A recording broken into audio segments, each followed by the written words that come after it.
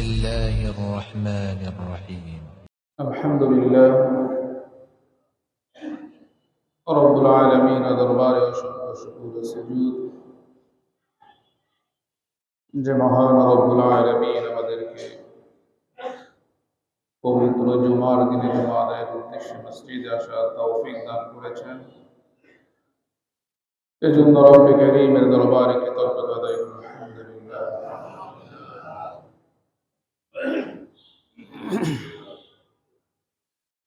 মুহতারাম হাজিরিন,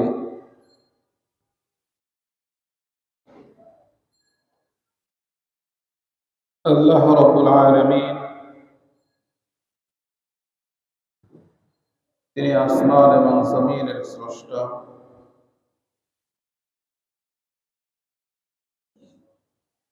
সকল সৃষ্টি যা আমরা প্রত্যক্ষ করি, যা আমাদের দৃষ্টির অন্তরালে রয়েছে, এই সকল কিছুরই স্রষ্টা রব্বুল আলামিন। সাইয়্যিদুনা হযরত আদম আলা নবিয়িনা আলাইহিস সালাতু ওয়াস সালামের মাধ্যমে মানব সৃষ্টির সূচনা, এর ধারাবাহিকতা চলে আসছে এবং এই মানবের জন্য তাদের সুশৃঙ্খল জীবন, শান্তিময় সমৃদ্ধপূর্ণ জীবনের জন্য রব্বুল আলামিনের পক্ষ থেকে যুগে যুগে নবী রাসূল প্রেরণ করেছেন, কিতাব নাযিল করেছেন। হযরত ঈসা আলা নবিয়িনা আলাইহিস সালাতু ওয়াস সালাম পর্যন্ত, সহিফায়ে আদম থেকে নিয়ে ইনজিল পর্যন্ত যত নবী রাসূল এবং আসমানি কিতাব ও সহিফা এসেছে,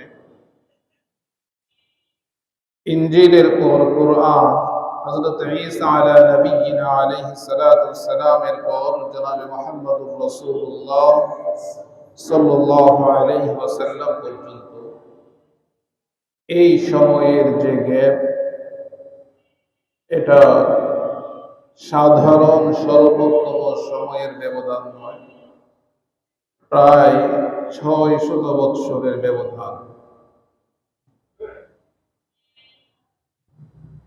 ঈসা আলাইহিস সালাতু ওয়াস সালামের উপর যে কিতাব নাযিল হয়েছে, ইনজিল, মুহতারাম হাজিরিন, এই ইনজিলের পরে কোরআন নাযিল হয়েছে, ব্যবধান প্রায় ৬০০ বৎসর। এই দীর্ঘ সময়ের মাঝে স্রষ্টার সাথে সৃষ্টির যে সম্পর্ক এবং সৃষ্টির যে প্রকৃত দায়িত্ব, কর্তব্য, সৃষ্টির করণীয় সম্পর্কে সৃষ্টি সম্পূর্ণই বিস্মৃত হয়েছে, ভুলে গিয়েছে। সৃষ্টির উদ্দেশ্যই ব্যাহত হয়েছে। আমাকে কেন সৃষ্টি করা হলো? আমি দুনিয়াতে এসেছি স্বেচ্ছায় এসেছি, নিজের চাহিদা ইচ্ছায় এসেছি, না আমাকে কেউ পাঠিয়েছেন? কেন পাঠালেন?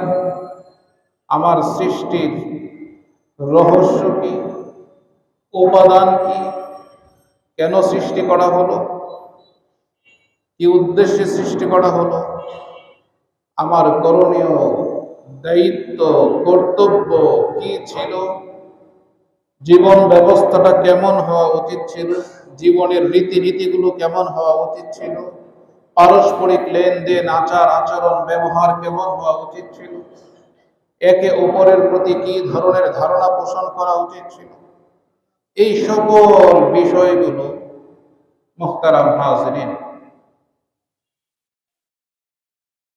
মানবের মনে এই প্রশ্নগুলো জাগা এবং আমার বাস্তব যে জীবন, জীবনের বাস্তবতায় এর কোনো সদুত্তর আছে কিনা, এই বিষয়টা পর্যন্ত মানুষ ভুলে গিয়েছে।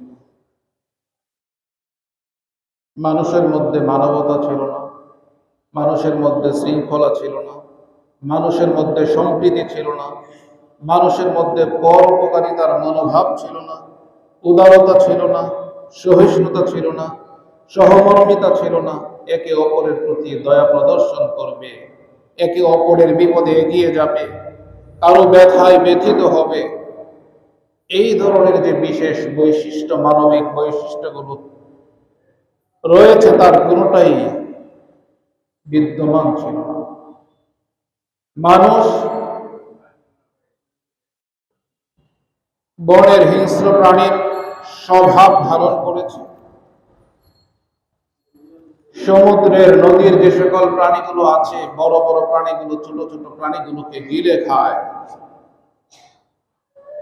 ঠিক মানব সমাজটা যেন মানব সভ্যতাকে বিসর্জন দিয়ে পশুত্ব এবং পশুর স্বভাবগুলো, হিংস্রতার স্বভাবগুলো গ্রহণ করেছে। দীর্ঘ সময়ের ব্যবধানে তার অস্তিত্বের সংকটে মানুষ পড়েছে, তার স্রষ্টাকে সে ভুলে গিয়েছে। স্রষ্টার সাথে সৃষ্টির কোন সম্পর্ক নেই। এভাবে দীর্ঘ সময়, দীর্ঘকাল অতিবাহিত হয়েছে। রব্বুল আলামিন বান্দার প্রতি দয়া প্রবশ হলেন। তিনি এই মানব জাতিকে আবার সঠিক পথে পরিচালিত করার জন্য এই অমানবিক, অমানসিক পশুত্ব যে সমাজের মধ্যে বাসা বেঁধেছে, সেই পশুত্বকে দূর করে মানবীয় গুণাবলী বৈশিষ্ট্যগুলো যেন অর্জন করে, সেগুলোকে পুঁজি করে আবার শান্তি, সুখময় এবং সুন্দর সমাজ বিনির্মাণ করতে পারে। রব্বুল আলামিন এই বান্দার প্রতি, মানব সমাজের প্রতি আবার দয়া করলেন। রব্বুল আলামিন মুহাম্মদ আরবি সাল্লাল্লাহু আলাইহি ওয়াসাল্লামকে সর্বশেষ নবী এবং রাসূল হিসাবে, সর্বশেষ কিতাব হিসাবে কোরআনে কারীমকে নাযিল করলেন। নতুন করে আবার আসমানের সাথে জমিনের, জমিনের সাথে আসমানের, স্রষ্টার সাথে সৃষ্টির নতুন সম্পর্ক আবার স্থাপিত হতে যাচ্ছে। ঠিক সেই মুহূর্তে রব্বুল আলামিনের পক্ষ থেকে এই মানব সমাজের মধ্যে এমন কোন অপরাধ নেই, এমন কোন অপরাধ নেই যে অপরাধ সংঘটিত হতো না, এমন কোন নাফরমানি নেই যা মানুষ তার রবের সাথে, এই সৃষ্টি তার স্রষ্টার সাথে করত না। এমন অবাধ্য, অমানবিক, অসামাজিক, অসহিষ্ণু, হিংস্র এই মানব সভ্যতার প্রতি রব আবার দয়া করলেন। এবং এই দয়ার যে সূচনা হয়েছে, দয়ার সূচনা এমন ভাবে হয়েছে, এমন শব্দে হয়েছে যা অকল্পনীয়। মুহতারাম হাজরিন, মানব সভ্যতা বিনির্মাণের জন্য অসুস্থ সমাজের এই অসুস্থ মানুষগুলোকে রবের পক্ষ থেকে কোনো ধরনের বিধি নিষেধ দেওয়া হয়নি। রব্বুল আলামিনের পক্ষ থেকে প্রথম এই পয়গাম আসেনি যে তোমরা তোমাদের রবের ইবাদত করো, তোমরা তোমাদের রবকে ভুলে গিয়েছো, তার পরিচয় লাভ করো। বলা হয়নি উবুদ রাব্বাক, যে তোমরা কাকে সন্তুষ্ট করতে চাও, কার ইবাদত করো, কার আরাধনা করো, কার উপাসনা করো। এই সকল কিছু ছাড়ো, ইবাদতের উপযুক্ত একমাত্র রব্বুল আলামিন, সুতরাং রব্বুল আলামিনের ইবাদত করো। ইবাদতের কোনো নির্দেশনা দেওয়া হয়নি। বলা হয়নি সল্লি, যে তুমি নামাজ আদায় করো। সিয়ামের আদেশ দেওয়া হয়নি, হজের আদেশ দেওয়া হয়নি, অন্যায়, অনাচার, পাপাচার বর্জন করতে বলা হয়নি। জিনা ব্যভিচার ছাড়তে বলা হয়নি, মারামারি কাটাকাটি সংঘাত হিংস্রতা এগুলো ছাড়তে বলা হয়নি। মুহতারাম হাজিরিন, এক অভিনব সূচনা রব্বুল আলামিনের পক্ষ থেকে, ওহির প্রথম বার্তা ইকরা, পড়ো।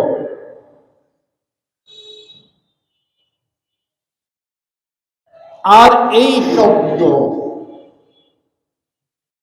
এমন এক সমাজের মধ্যে এমন এক ব্যক্তির উপর এসেছে যাকে বলা হয় উম্মি, নিরক্ষর, অক্ষর জ্ঞান যার নেই। সেই নবীর উপর যে ওহী আসছে, যার মাধ্যমে আসমান এবং জমিনের নতুন সম্পর্ক স্থাপিত হচ্ছে, যার মাধ্যমে স্রষ্টা এবং সৃষ্টির মাঝে নতুন ভাবে আবার সম্পর্কের সূচনা হচ্ছে, এর সূচনায় বলা হচ্ছে ইকরা, পড়ো। তো যাকে ইকরা বলা হচ্ছে তিনি তো পড়তে জানেন না, অক্ষর জ্ঞানও তার নেই। কোরআনে কারীমে রব্বুল আলামিন বলেছেন, বাআসা ফিল উম্মিয়িনা রাসূলাম মিনহুম, আমি উম্মি নিরক্ষরদের মাঝে তাদের মধ্য থেকে একজনকে রাসূল হিসাবে প্রেরণ করেছি।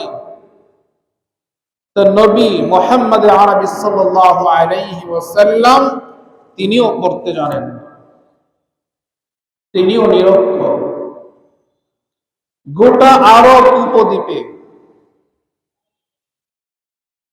যদি খোঁজা হতো সেই সময়ে, মুহতারাম হাজিরিন, 2 থেকে 3 জন এমন ব্যক্তি খুঁজে বের করা কঠিন দুঃসাধ্য ছিল যারা লিখতে জানে, যাদের অক্ষর জ্ঞান আছে। এমন এক নিরক্ষর সমাজের মধ্যে নিরক্ষর নবীর উপর যে ওহীর সূচনা বার্তা, তা হলো ইকরা, পড়ো।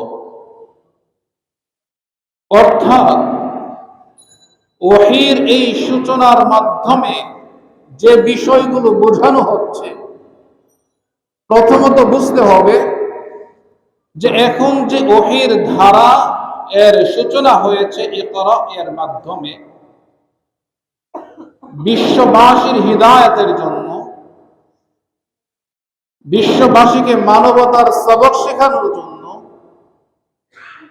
এই অমানুষ, অমানবিক, হিংস্র পশুত্ব যাদের মধ্যে বাসা বেঁধেছে, এগুলো দূর করে তাকে পবিত্র করার জন্য।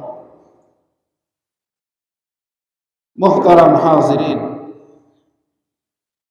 এই নিরক্ষরতাকে দূর করার জন্য,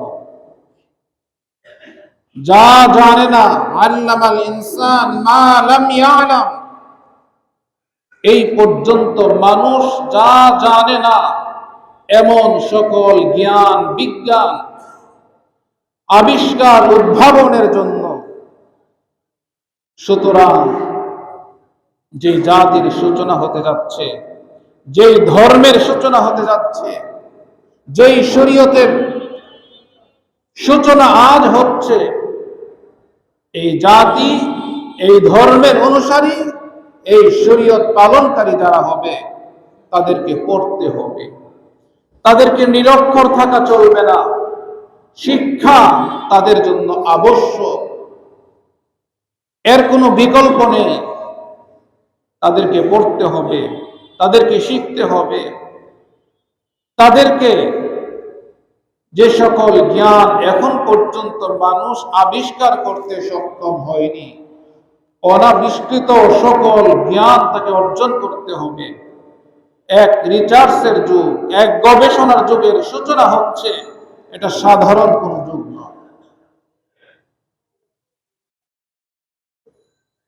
মুহতারাম হাজিরিন, একজন মানুষ, তার স্বভাব চরিত্র হলো এমন যে অন্যায়, অনাচার, পাপাচারের এমন কোন দিক নেই, এমন কোন প্রকার নেই যা তার মধ্যে নেই। ভালো কোন গুণের অস্তিত্ব তার মধ্যে পাওয়া যায় না। এমন একটা ব্যক্তিকে সংশোধনের জন্য নিয়ে আসা হলো। এখন এই ব্যক্তির জন্য প্রথমত উপদেশ কি হতে পারে, তাকে কি বলবো? যে তুমি যে সকল কাজগুলো করছো এগুলো ধ্বংসাত্মক, এগুলো ক্ষতিকর, তোমার নিজের জন্য ধ্বংসাত্মক, তুমি নিজেও ধ্বংসের দিকে ধাবিত হচ্ছ, তোমার পরিবার তোমার সমাজও ধ্বংসের দিকে ধাবিত হবে। সুতরাং এগুলো পরিহার করো, বর্জন করো, চেষ্টা করো নিজেকে পবিত্র করার, শুদ্ধ করার। এটাই তো স্বাভাবিক আমাদের বিবেকে ধরে, কিন্তু রব্বুল আলামিন তো তা করেননি। রব্বুল আলামিন যেন তাকে ডাকলেন, বললেন যে আসো, সকল অন্যায় অনাচার পাপাচারে তুমি লিপ্ত, সুতরাং তোমার দায়িত্ব, প্রথম আমার পক্ষ থেকে তোমার জন্য নির্দেশনা, উপদেশ, যে তুমি পড়ো, তুমি ইলম অর্জন করো, তুমি জ্ঞান অর্জন করো। তোমাকে পড়তে হবে, তোমাকে শিখতে হবে।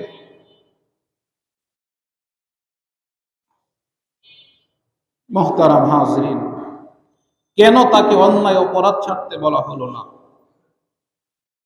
তাকে শুধু পড়ার কথাই বলা হলো কেন? এজন্য বলা হয়েছে যে তুমি পড়ো,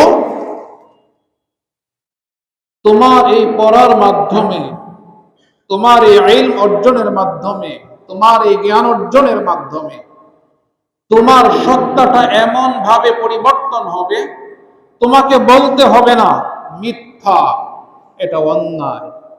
তোমাকে বলতে হবে না ধোঁকা, প্রতারণা, গীবত, শিকায়েত, পরশ্রীকাতরতা, পরনিন্দা, এগুলো বর্জন করো।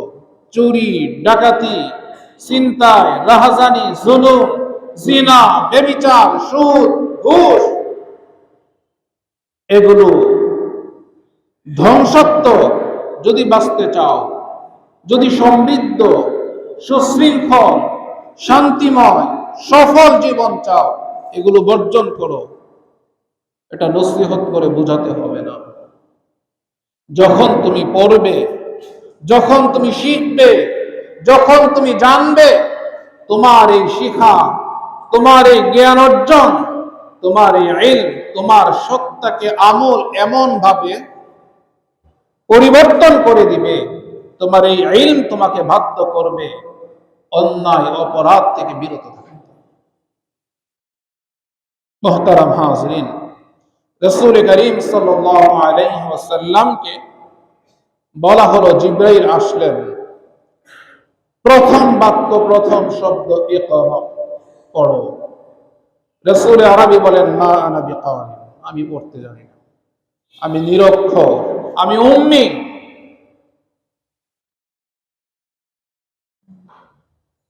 ওহীর সূচনা সম্পর্কে আমরা সকলেই প্রায় অবগত।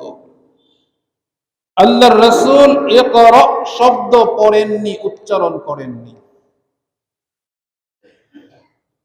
হযরত জিবরাইল বললেন ইকরা বিসমি রাব্বিক আল্লাযী খালাক, খালাকাল ইনসানা মিন আলাক, ইকরা ওয়া রাব্বুকাল আকরাম আল্লাযী আল্লামা বিল কলম, আল্লামাল ইনসানা মা লাম ইয়ালাম। ধারাবাহিকভাবে শুধু ইকরা, রাসূল বলেন মা আনা বিকারি, আমি পড়তে জানি না। কিন্তু আল্লাহর রাসূলকে যখন জিবরাইল ধারাবাহিকভাবে 5টি আয়াত শুনিয়ে দিলেন, রাসূল করিম সাল্লাল্লাহু আলাইহি ওয়াসাল্লাম তিনি ধারাবাহিকভাবে 5টি আয়াত তিলাওয়াত করলেন। প্রশ্ন হলো, যেই সত্তার উপর, যেই ব্যক্তির উপর এই কোরআন নাজিল হচ্ছে, ওহীর সূচনা হচ্ছে, তিনি ইকরা একটি শব্দ, বাক্য তিনি উচ্চারণ করতে পারেননি, বলেন মা আনা বিকারিন, আমি পড়তে জানি না।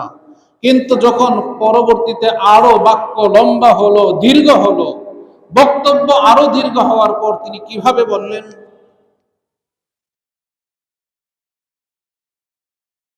এটা একটি বড় প্রশ্ন। এই প্রশ্নের সহজ উত্তর হলো যে ইকরা, পড়ো, পড়বোটা কি? যা ইচ্ছা তাই, আমি যা ভালো মনে করি তাই ভালো, আমি যা, আমার নফস যা শেখায় সেটাই, যা আমি ডানে বামে দেখি সেটাই, আমার কাছে যেটা চাকচিক্যপূর্ণ মনে হয় সেটাই, না, পড়ার সুনির্দিষ্ট নীতিমালা আছে, সুনির্দিষ্ট সিলেবাস আছে, সুনির্দিষ্ট পাঠ্যসূচি আছে, সুনির্দিষ্ট কাঠামো আছে।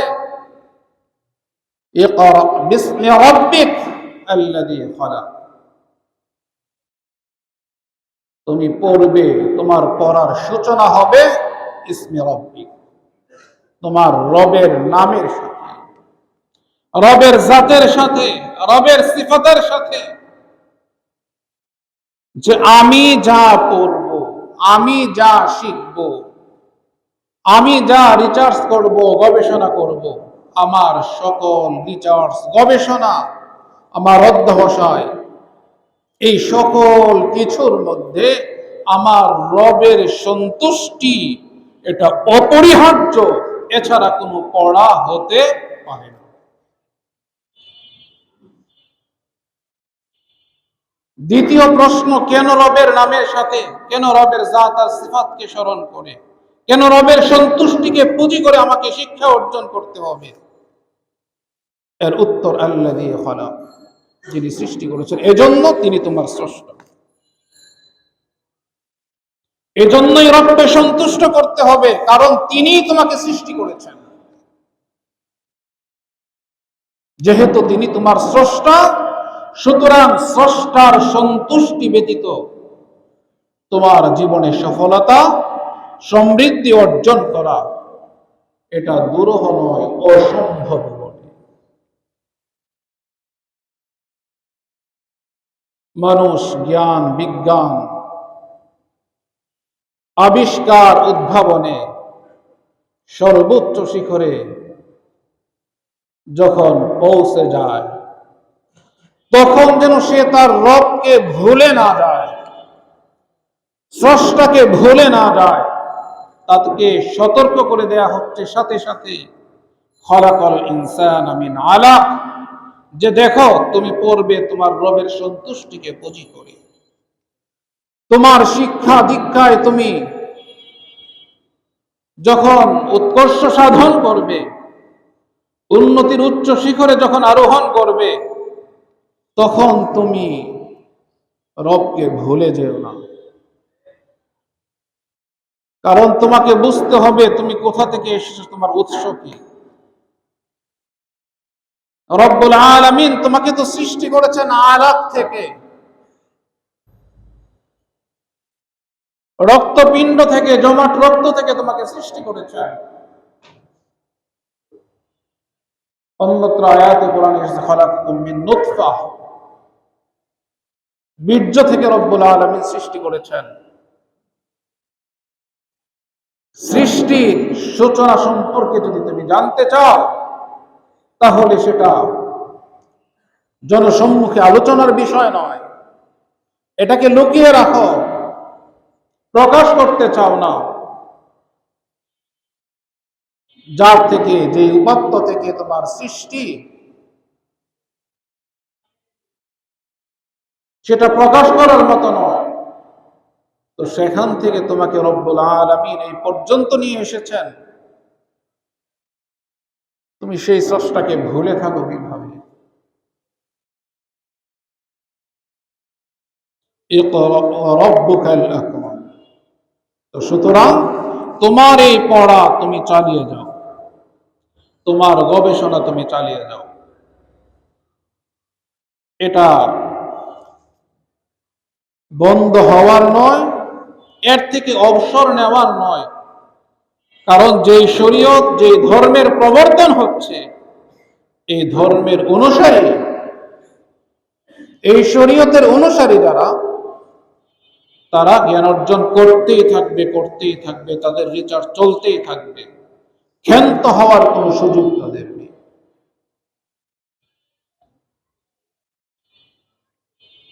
তোমার রব তো সম্মানিত, তিনি তো দয়ালু, তিনি তো মহান। আল্লাযী আল্লামা বিল কলম, যিনি কলমের সাহায্যে শিক্ষা দিয়েছেন। কলম এটা এমন এক মহামূল্যবান এবং এমন দুর্লভ এক বস্তু, আমরা তো 5 টাকা দিয়ে কলম কিনতে পাই। এজন্য কলমের মর্ম, মূল্য আমরা বুঝি না। ওহীর প্রথম বাক্যে, ওহীর সূচনায় কলমের কথা উল্লেখ করেছেন। স্রষ্টা ছাড়েননি কলমের কথা। এটা সাধারণ কোনো বিষয় নয়, বস্তু নয় যে কলমের সাহায্যে তিনি শিক্ষা দিচ্ছেন। রাসূল করিম সাল্লাল্লাহু আলাইহি ওয়াসাল্লাম যেই যুগে এসেছিলেন, সেই যুগটা ছিল আরবি ভাষা, আরবি সাহিত্যের বসন্তের যুগ। আরবি সাহিত্য সে সময় চরম উৎকর্ষ, তার যৌবন কাল অতিক্রম করছে। সেই সময়েও আরবি সাহিত্যিকদের, আরবি কবিদের কবিতায়, তাদের সাহিত্যকর্মে খুঁজে কলম শব্দের উল্লেখ পাওয়া বড় কঠিন এবং দুষ্কর ছিল। হাতে গোনা হয়তো 2, 4, 5 জায়গায় কলমের উল্লেখ পাওয়া যেতে পারে, এর চেয়ে বেশি নয়।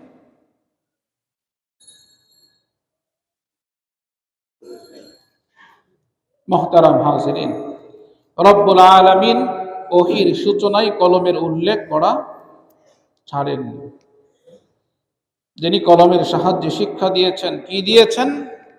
আল্লামাল ইনসান, মানুষকে শিক্ষা দিয়েছেন মা লাম ইয়ালাম, মানুষ যা জানতো না, যার জ্ঞান মানুষের মধ্যে ছিল না। রব্বুল আলামিন মানুষকে কলমের সাহায্যে শিক্ষা দিয়েছেন ওই সকল জ্ঞান বিজ্ঞান যা মানুষ জানতো না। আজ থেকে 1450 বৎসর পূর্বে যখন কোরআন নাযিল হয়েছে, সেই সময়ে রব্বুল আলামিনের পক্ষ থেকে ওহীর যে সূচনা এসেছে মা লাম ইয়ালাম, মানুষ যা জানতো না, ওই সময়ে মানুষ কতটুকু জানতো, আর আজকের এই 1450 বৎসর পরে এসে মানুষ কতটুকু জানে।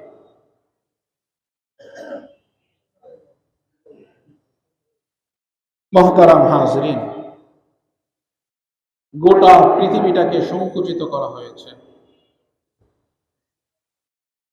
মুহূর্তে গোটা বিশ্বে আমরা যোগাযোগ করতে পারি। দ্রুতগামী বাহনের আবিষ্কার হয়েছে, আকাশপথে মানুষ ভ্রমণ করছে, চন্দ্রে যাচ্ছে, গ্রহ নক্ষত্রের গতিপথ আবিষ্কার হচ্ছে, মানুষ বিচরণ করছে। আজ পর্যন্ত বিজ্ঞান যতটুকু, যে পর্যন্ত যেই চূড়ায় এসে পৌঁছেছে, এটা এখানেই শেষ হয়ে যাবে না। আল্লামাল ইনসান মা লাম ইয়ালাম। মুহতারাম হাজিরিন, মানুষ উন্নতি এবং আবিষ্কার উদ্ভাবনে আরো অনেক অনেক দূর এগিয়ে যাবে।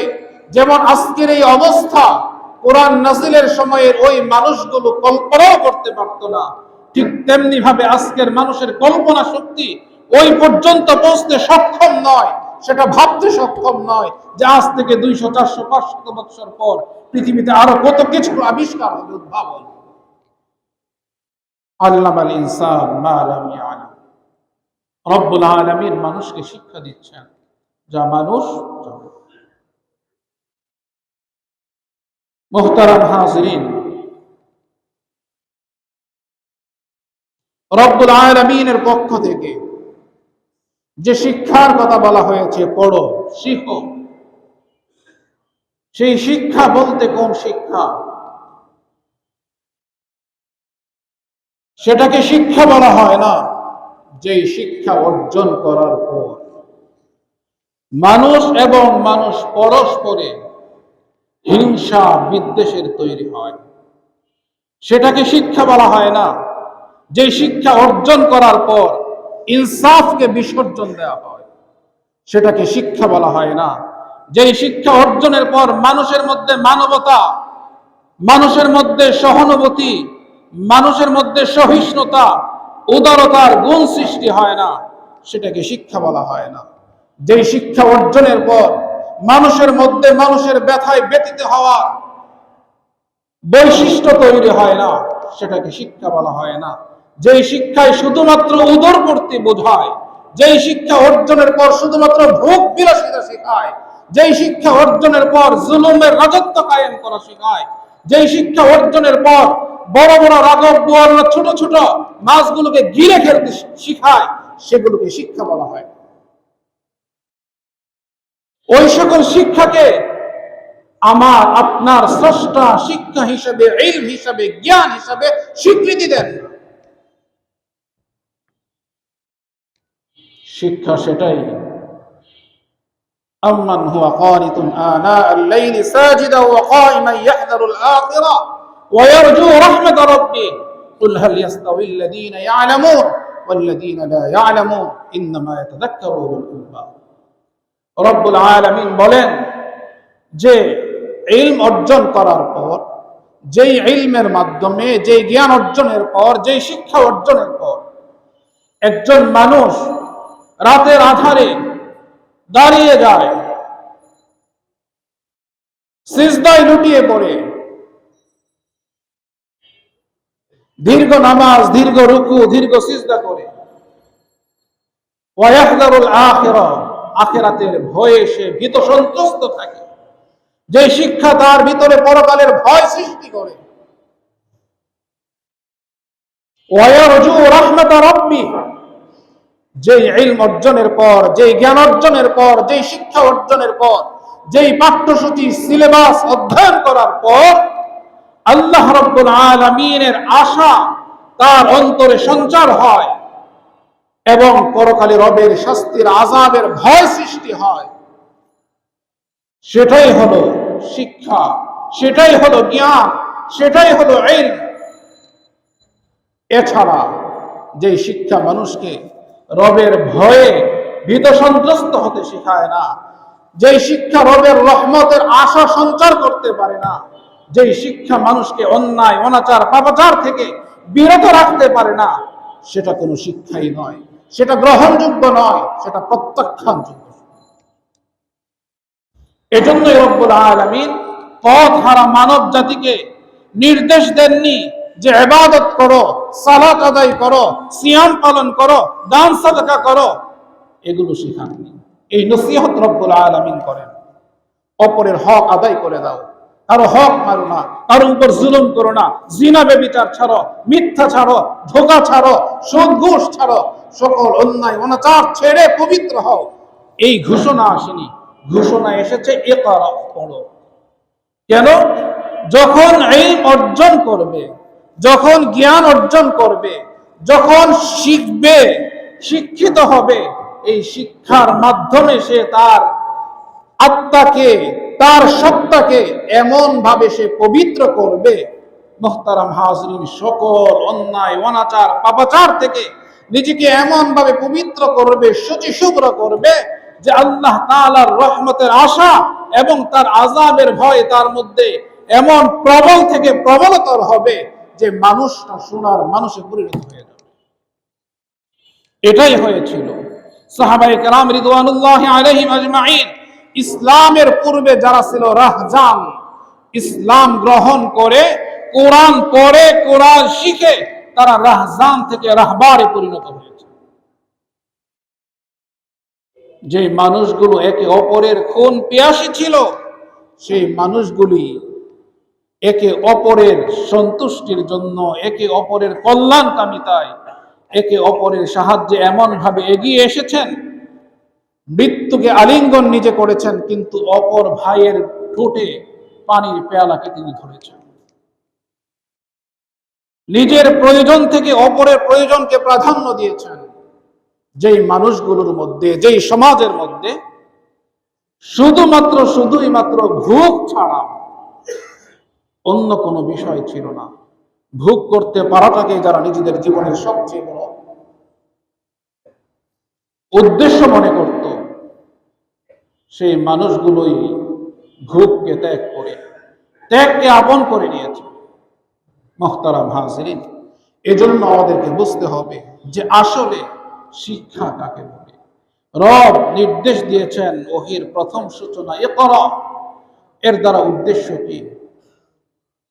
বৎসর আসে যায়, বৎসরের শুরুতে আমাদের সন্তানদেরকে আমরা বিভিন্ন প্রতিষ্ঠানে আমরা ভর্তি করি। মুহতারাম হাজিরিন, আমি যেই প্রতিষ্ঠানে আমার সন্তানকে দেই, আমার সামর্থ্য, আমার সাধ্য, আমার জ্ঞান, আমার বোধ, আমার বিবেক, এই সকল কিছুকে কাজে লাগিয়ে অপর থেকে পরামর্শ নিয়ে কোন প্রতিষ্ঠানে আমার ছেলেকে, আমার মেয়েকে, আমার আপনজন যারা আছে, মুহতারাম হাজরিন, আমরা সকলেই চেষ্টা করি, সকলেরই ঐকান্তিক ইচ্ছা থাকে, চেষ্টা থাকে যে সবচেয়ে ভালো প্রতিষ্ঠানে যেন আমার সন্তানকে আমি ভর্তি করতে পারি, যেন আমার সন্তানের ভবিষ্যৎটা সুন্দর থেকে সুন্দর হয়, উজ্জ্বল থেকে উজ্জ্বলতর হয়। এটা সকলেরই এই চাহিদা থাকে, এই কামনা থাকে। মুহতারাম হাজরিন, এটা হওয়াই স্বাভাবিক এবং এটাই কাম্য। কিন্তু আমাকে বুঝতে হবে, যেই সিলেবাস, যেই প্রতিষ্ঠানকে আমি নির্বাচন করলাম আমার সন্তানের উজ্জ্বল ভবিষ্যতের জন্য, যাদের কাছে আমি পরামর্শ করলাম, মুহতারাম হাজরিন, সন্তানের জন্য যে প্রতিষ্ঠান নির্বাচন করি, যে সিলেবাস নির্বাচন করি, আসলে আদৌ কি এই প্রতিষ্ঠান বা এই সিলেবাস এর মাধ্যমে আমার সন্তানের ভবিষ্যৎ উজ্জ্বল হবে? এটা একটি বড় প্রশ্ন। মুহতারাম হাজরিন, বর্তমান সময়ে আমাদের এই সমাজ ব্যবস্থা, আমাদের এই রাষ্ট্রনীতি, প্রত্যেকটা সেক্টরে পদে পদে এই যে অন্যায়, অনাচার, দুর্নীতি একেবারে ছেয়ে গেছে। এর কারণ কি? একজন মানুষ উচ্চতর ডিগ্রি নেওয়ার পর যদি ন্যায় ইনসাফের পথে সে নিজেই থাকতে না পারে, তাহলে মুহতারাম হাজরিন, ওই ডিগ্রি দিয়ে কি হবে? ওয়ালাকাদ কাররামনা বনি আদম, রব্বুল আলামিন বলেন যে আমি তো বনি আদমকে সম্মানিত করেছি, মর্যাদার আসনে অধিষ্ঠিত করেছি। রব্বুল আলামিন অন্যত্র বলেন উলাইকা কাল-আনআম বাল হুম আযাল। আবার এই আদম সন্তানদের মধ্য থেকে অনেকে এমন যারা চতুষ্পদ জন্তুর নেয়, বরং তার চেয়ে আরো নিকৃষ্ট। কুনতুম খায়রা উম্মাহ উখরিজাত লিন-নাস তা'মুরুনা বিল মা'রুফ ওয়া তানহাউনা আনিল মুনকার ওয়া তু'মিনুনা বিল্লাহ। আবার বলা হচ্ছে তোমরাই শ্রেষ্ঠ জাতি।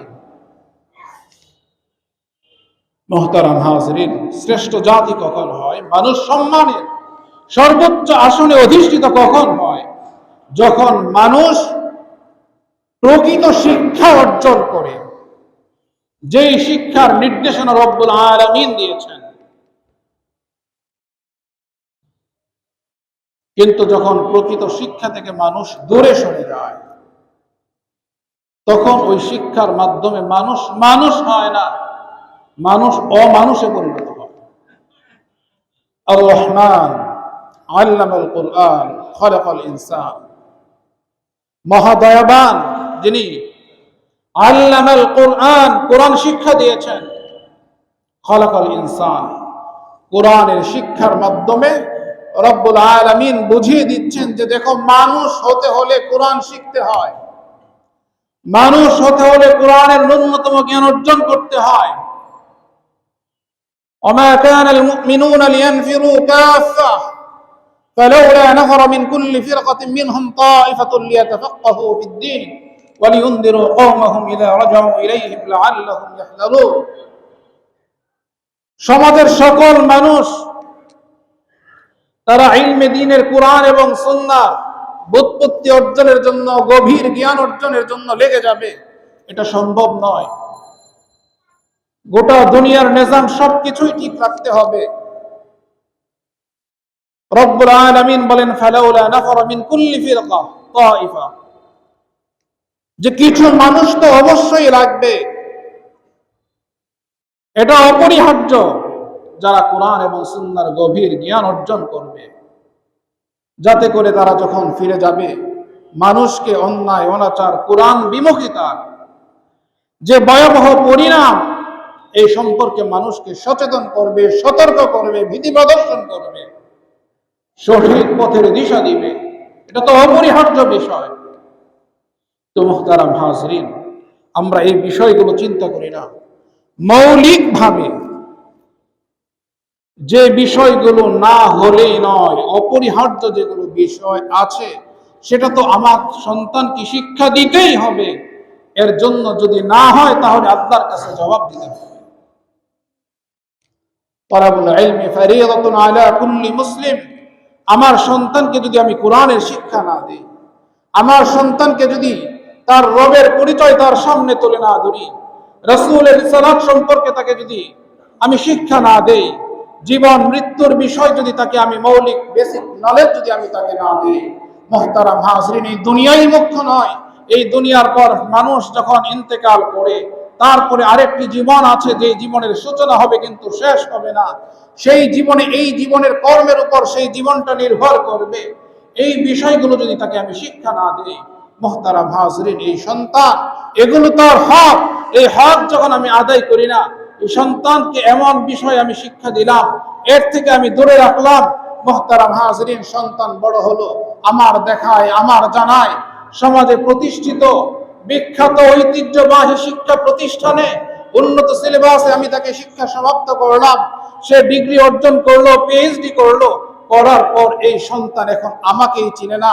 এই সন্তান আমার দুঃখ কষ্ট বোঝার চেষ্টা করে না, আমার ইচ্ছা অনিচ্ছার প্রতি তার কোনো ভ্রুক্ষেপ নেই। মুহতারাম হাজরিন, এই যে একটি অবস্থা সূচনা হয়েছে, আমরা প্রত্যক্ষ করছি। মুহতারাম হাজরিন, অসংখ্য ঘটনা আমাদের সমাজের মধ্যে বিদ্যমান। এগুলো কেন হচ্ছে? এজন্য হচ্ছে যে এই সন্তানের যে হক ছিল, আমার যে দায়িত্ব ছিল, আমার দায়িত্ব যথাযথভাবে পালন করিনি, সন্তানের হক আমি আদায় করিনি। এখন সন্তান বড় হয়েছে, যখন আমার প্রয়োজন সন্তানের সাহায্যের, তখন সন্তান আমার প্রতি ভ্রুক্ষেপ করে না। এজন্য আমার আপনার সকলের জন্য এটা অপরিহার্য, ইসলামের মৌলিক যে বিষয়গুলো, এই বিষয়গুলো আমাদের সন্তানদেরকে অবশ্যই অবশ্যই শিক্ষা দিতে হবে। আপনার ছেলে ইঞ্জিনিয়ার হবে, ডাক্তার হবে, প্রকৌশলী হবে, মুহতারাম হাজরিন, যে কোনো বিষয় আপনার সন্তানকে আপনি পড়াতে পারেন, এতে কোনো ধরনের বিধিনিষেধ ইসলামে নেই। আপনার ছেলেকে একজন বিজ্ঞ প্রাজ্ঞ আলেম বানাতে হবে, কোরআনের গভীর জ্ঞান অর্জন করতে হবে, সুন্নাহর গভীর জ্ঞান অর্জন করতে হবে, অন্য কোনো বিষয় পড়ালেখা চলবে না, ইসলাম এই কথা বলে না। এজন্য ইসলাম ইকরা বলেছে, যে পড়ো। এটা অনেক ব্যাপক, নির্ধারিত কোনো বিষয় নয়। তবে যাই পড়বে, তুমি পড়তে গিয়ে তোমার রবকে ভোলা চলবে না। মুহতারাম হাজরিন, আমার আপনার বোঝার বিষয় হলো যে বৎসরের শুরুতে আমাদের সন্তানদেরকে আমরা ভর্তি করি, আমাদের সন্তানদের প্রাথমিক যে বিষয়টা, প্রাথমিক স্তরটা, এই সময়ে তাদেরকে যদি আমরা কোরআন এবং সুন্নাহর মৌলিক জ্ঞানগুলো আমরা তাদেরকে দিতে পারি, তাহলে আমার এই সন্তান যখন তার সৃষ্টির উদ্দেশ্য সম্পর্কে সে স্বাভাবিকভাবে জানবে এবং তার সৃষ্টির রহস্য সম্পর্কে তার মৌলিক জ্ঞান থাকবে, আল্লাহ তাআলার জাত এবং কুদরত সম্পর্কে তার যখন জ্ঞান থাকবে, মুহতারাম হাজরিন, এই সন্তান কখনো বিপদগামী হবে না। এই সন্তান কখনো মা বাবার অবাধ্য হবে না। এই সন্তানের কারণে মুখ ঢাকতে হবে না, মাথা নত করে চলতে হবে না। আর যখন সন্তানের হক তার সূচনাতেই আমরা নষ্ট করে দেই, স্রষ্টার সাথে তার সম্পর্কের কোনো খোঁজ নেই, সৃষ্টির সাথে তার আচার আচরণ কেমন হবে সে বিষয়ে কোনো ভ্রুক্ষেপ নেই, মৃত্যুর পরবর্তীতে জীবন আছে, সেই জীবনটাই জীবনের উপর নির্ভর করবে, সে বিষয়ের কোনো জ্ঞান নেই, মুহতারাম হাজরিন, সন্তানকে আমি এমন শিক্ষা সিলেবাসে তাকে গড়ে তুলছি, যে শিক্ষা সিলেবাসের মাধ্যমে তার প্রকৃত সত্তা সম্পর্কে এবং তার পরিণাম সম্পর্কে কোনো ধরনের দিক নির্দেশনাই নেই। মুহতারাম হাজরিন, তো সে যা দেখছে তাই বিশ্বাস করছে, সে যা দেখছে সেটাকেই গ্রহণ করছে। সুতরাং অদৃশ্য যে বিষয় রয়েছে, ইউমিনুনা বিল গায়ব, এই সম্পর্কে তার কোনো ন্যূনতম ধারণাও নেই। মুহতারাম হাজরিন, তাহলে সে তো মনে করে যখন আমি শিক্ষা দীক্ষায় চরম উৎকর্ষ সাধন করেছি, সর্বোচ্চ আসনে, সর্বোচ্চ পদে, সর্বোচ্চ সিংহাসনে আমি আসীন হয়েছি, এখন আমি সর্বে সর্বা, তখন তো সে কাউকে আর পরোয়া করে না, তখন সে বেপরোয়া হয়ে যায়, তখন সে জুলুমের রাজত্ব কায়েম করে, মুহতারাম হাজিরিন। কিন্তু এই সন্তানটাকে ছোট সময়ে যদি তাকে এই শিক্ষাটা দেওয়া হতো যে দেখো তোমার কিন্তু এটাই শেষ নয়, বরং মানবের যে কুদরত, মানব যে শক্তি, মানব যে সামর্থ্য, এটা একেবারেই সীমিত, এটা একেবারেই সীমিত, ক্ষুদ্র, তুচ্ছ। আহকামুল হাকিমিন একজন রয়েছেন, স্রষ্টা একজন রয়েছেন, যিনি সৃষ্টি করেছেন, আমাদেরকে কিছুটা সময়ের জন্য পাঠিয়েছেন, আমাদের জীবনের সঠিকভাবে পরিচালনার জন্য দিক নির্দেশনাও তিনি দিয়েছেন। যদি এর ব্যত্যয় হয়, এর ব্যতিক্রম হয়, তাহলে তার কাছে আমাদের পূর্ণ জীবনের হিসাব দিতে হবে। হিসাব দিতে গিয়ে আমরা যদি ধরা খেয়ে যাই, তাহলে আর কোনো রক্ষা থাকবে না, তখন তার কঠিন আযাবের সম্মুখীন আমাদের হতে হবে। একটি লাগাম দুনিয়ার জীবনে লাগিয়ে দেয়া, এটা অপরিহার্য বিষয়। এই বিষয়টা আসবে মুহতারাম হাজিরিন ইসলামের, কোরআন এবং সুন্নাহর মৌলিক শিক্ষা থেকে। এজন্য সন্তানকে আমরা ভর্তি করি, যেহেতু এখন মাদ্রাসা শিক্ষা ব্যবস্থায় স্বাভাবিকভাবে মুহতারাম হাজিরিন, যদি আমার আপনার সন্তানকে 5 বছর আমরা মাদ্রাসায় পড়াই, 5টি বছরে আমার সন্তান কোরআন সহিশুদ্ধভাবে শিখবে, আকীদা সহিশুদ্ধভাবে শিখবে, এবং তার দৈনন্দিন আমাল ইবাদতগুলো যেগুলো আছে, নামাজ, পবিত্রতা, গোসল, অন্যান্য বিষয়, সিয়াম, এই সকল বিষয়গুলো সে বিশুদ্ধ শিখলো, আকীদা সম্পর্কে বিশুদ্ধ জ্ঞান অর্জন করলো। আর এই 5 বছরে এগুলো শেখার পাশাপাশি সে 5ম শ্রেণী পর্যন্ত কমপ্লিট করলো। এখন আপনার ছেলেকে আপনি জাগতিক শিক্ষায় শিক্ষিত করতে চান, কোনো সমস্যা নেই, আপনি যে কোনো স্কুলে ভর্তি করে দেন। মুহতারাম হাজিরিন, ক্লাস 6 থেকে সে অন্য কোনো স্কুলে পড়তে থাকলো, এতে তো কোনো সমস্যা নেই। তাহলে আমার আপনার যে মূল দায়িত্ব, যেটা আল্লাহ তাআলা কর্তৃক ন্যস্ত ছিল আমার আপনার উপর, সেই দায়িত্বটা তো আমি আপনি যথাযথভাবে আঞ্জাম দিতে পারলাম। আল্লাহ তাআলার কাছে জবাব দেওয়ার রাস্তা আমার তৈরি হয়ে গেল, এবং আমার সন্তানের যে ভিত, সেটাও দৃঢ় হয়ে গেল। আশা করা যায় যে সন্তানটা কোরআনের বিশুদ্ধ তিলাওয়াত শিখলো, আকীদার বিশুদ্ধ ইলম অর্জন করলো, মাসআলা মাসাইল গুলো তার চলার জন্য যা প্রয়োজন সেগুলো শিখলো, এবং দৈনন্দিন ইবাদতের বিষয়গুলো সে বিশুদ্ধভাবে শিখলো। আর এই 5 বছর মাদ্রাসায় তার আসা যাওয়ার কারণে মুহতারাম হাজিরিন, তার নামাজও দৈনন্দিন 5 ওয়াক্ত নামাজও তার সঠিকভাবে চলছে। পাশাপাশি জাগতিক শিক্ষা, জেনারেল শিক্ষার যে বিষয়গুলো, ওই বিষয়গুলো এখানে সে ক্লাস 5 পর্যন্ত সে শিখছে। তাহলে আমার সন্তানের সময় 1 বছরের জন্য নষ্ট হচ্ছে না, বরঞ্চ আমি এখানে উপরি পাচ্ছি যে আমার সন্তানকে আমি স্কুলে ভর্তি করার মাধ্যমে 5 বছরে সে ক্লাস 5 পর্যন্ত যেত, এখন মাদ্রাসায় শিক্ষার দ্বারাও সে ক্লাস 5 পর্যন্ত যাচ্ছে। এর মাধ্যমে সে পাশাপাশি দেখা গেল কোরআন এবং সুন্নাহর মৌলিক বিষয়গুলো যা অপরিহার্য সেটাও সে শিখছে। আর যদি যে সকল ছেলেদের মেধা ভালো হয়, আল্লাহ করেন, কবুল করেন, চেষ্টা থাকে, তাহলে দেখা যায় 5 বছর সময় একটি ছেলে হাফেজ হওয়ার জন্য যথেষ্ট। যদি 5 বছর একটি ছেলে, আপনার ছেলে চিন্তা করেন, 5 বছর স্কুলে ভর্তি করলেন, ক্লাস 5 পর্যন্ত সে শিখলো, আবার একটি ছেলেকে মাদ্রাসায় ভর্তি করলেন, 5 বছরে ক্লাস 5 পর্যন্ত পড়লো, পাশাপাশি সে কোরআনের হাফেজ হয়ে গেল, অথবা কোরআনের 10-15 পারা 20 পারা তার হিফজ হয়ে গেল। মুহতারাম হাজিরিন, তো এর চেয়ে বড় পাওয়ার আমার আর কি আছে? যেই বাচ্চাটার অন্তরে, কলবের মধ্যে আল্লাহর কালাম রয়েছে, যেই বাচ্চাটা তার ছোট কুচি বয়সে সে আল্লাহ তাআলার কুদরতি কদমে ধারাবাহিকভাবে প্রত্যহ 5 বার সে সিজদা দিচ্ছে, ওই ছেলেটা বিপদগামী হবে, ওই ছেলেটা বিচ্যুত হবে, ওই ছেলেটা পথভ্রষ্ট হবে। মুহতারাম হাজিরিন, এই আশঙ্কা এটা খুবই ক্ষীণ। আল্লাহ তাআলা তার এই কালামের বরকতে, তার কুদরতি কদমে এই নিষ্পাপ মাসুম অবস্থায় সে ধারাবাহিক সিজদাগুলো দিয়েছে, এর বরকতে আল্লাহ তাআলা শয়তানের ধোঁকা থেকে তাকে হেফাজত করবে। এজন্য মুহতারাম হাজিরিন, সকলের কাছে আহ্বান থাকবে, আমরা আমাদের উপর আল্লাহ তাআলা কর্তৃক যে দায়িত্ব আছে, সেই দায়িত্ব পালনে আমাদের সন্তানদের হক আদায়ে সচেষ্ট হই। রব্বুল আলামিন আমাদেরকে বুঝার, আমল করার তৌফিক দান করেন। আমিন।